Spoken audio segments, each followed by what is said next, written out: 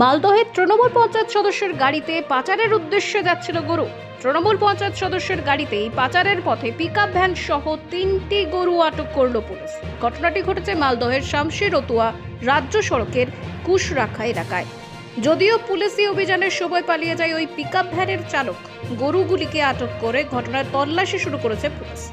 জানা গিয়েছে এদিন একটি পিকআপ গাড়ি এই গরুগুলিকে বাংলাদেশে পাচারের উদ্দেশ্যে নিয়ে যাচ্ছিল।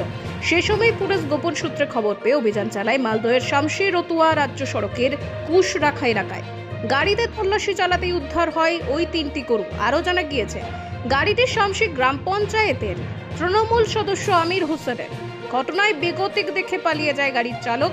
আর এই ঘটনা নিয়েই শুরু হয়েছে জোর কদমে রাজনৈতিক চর্চা। পুলিশের প্রাথমিক ধারণা বাংলাদেশে পাচার করার উদ্দেশ্যেই ওই গরুগুলিকে নিয়ে যাওয়া হচ্ছিল। এই ঘটনায় কে বা কারা জড়িত রয়েছে তা খতিয়ে দেখছে পুলিশ।